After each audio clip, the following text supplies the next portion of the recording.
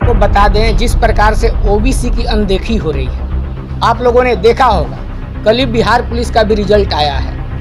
EWS की स्थिति देख लीजिए और एक ओबीसी की स्थिति देख लीजिए, किस दिशा की ओर जा रहा है ओबीसी। पटना के आईएमए हॉल में ओबीसी संघर्ष सेना के राष्ट्रीय अध्यक्ष कुमुद पटेल की अध्यक्षता में बैठक संपन्न हुआ।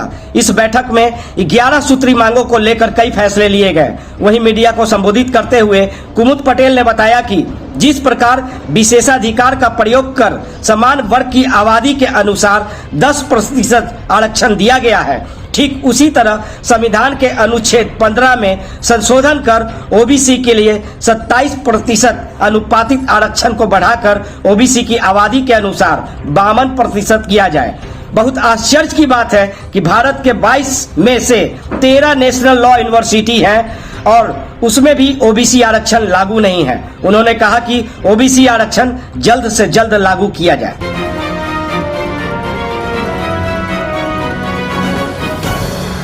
को बता दें, जिस प्रकार से ओबीसी की अनदेखी हो रही है, आप लोगों ने देखा होगा। कल ही बिहार पुलिस का भी रिजल्ट आया है। ईडब्ल्यूएस की स्थिति देख लीजिए और एक ओबीसी की स्थिति देख लीजिए, किस दिशा की ओर जा रहा है ओबीसी। आपको मैं बता दूं, जिस प्रकार की जनसंख्या ओबीसी की है, ओबीसी की जनसंख्या लगभग 60% के आसपास पूरे देश के अंदर है, लेकिन मात्र 27% आरक्षण दिया गया है। हमारी पहली डिमांड है कि 27% आरक्षण को बढ़ाकर 52% किया जाए। दूसरा हमारा डिमांड है, भारत की 22 में से 13 नेशनल लॉ यूनिवर्सिटी में ओबीसी आरक्षण लागू नहीं है, जिस ओबीसी आरक्षण को लागू किया जाए। तीसरा हमारा मुद्दा है, ओबीसी का ठेकेदारी में जो आरक्षण नहीं है उस आरक्षण को लागू किया जाए। चौथा है, न्यायपालिका में कॉलेजियम सिस्टम को समाप्त किया जाए और ओबीसी आरक्षण को लागू किया जाए।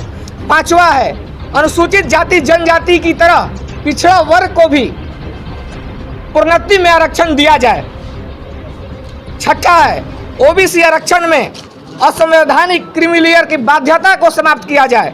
सातवां है, बिहार ही नहीं देश के प्रत्येक जिले में ओबीसी छात्रावास का निर्माण कराया जाए। आठवां है, ओबीसी की जो जनगणना हो रही है उसमें ओबीसी का एक कॉलम रखा जाए। जो देश में जातीय जनगणना होनी है, अभी जो नहीं हो रही है, उसका हमारा डिमांड है, अगर जनगणना राज्य स्तर पे भी होती है तो ओबीसी का एक कॉलम रखा जाए। लेटरल नियुक्तियां बंद की जाए। सरकार द्वारा नियम विरुद्ध नियुक्त किए गए संयुक्त सचिवों को पद मुक्त किया जाए।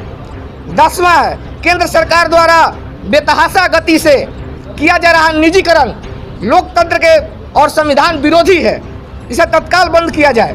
पंचायत और स्थानीय निकाय चुनाव में ओबीसी आरक्षण को लागू किया जाए। आज ओबीसी संघर्ष सेना की एक दिवसीय बैठक और प्रेस वार्ता हुई है, जिसमें आप सभी शामिल हुए हैं। जैसा कि आप लोग देख रहे होंगे, आज ही नहीं काफ़ी दिनों से ओबीसी को जिस प्रकार से गुमराह करने की कोशिश हुई।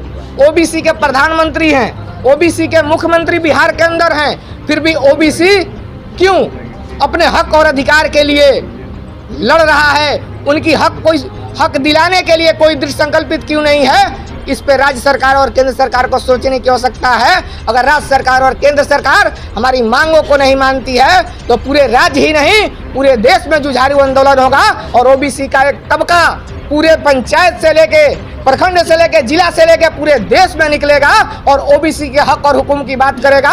और जब तक ओबीसी के अधिकारों के लिए हकों के लिए अगर जो उनका वाजिब हक वो नहीं मिलता है तो उसके लिए हम सभी गोलबंद होकर ओबीसी संघर्ष सेना के युवा साथी मजबूती पूर्वक आवाज को उठाएंगे।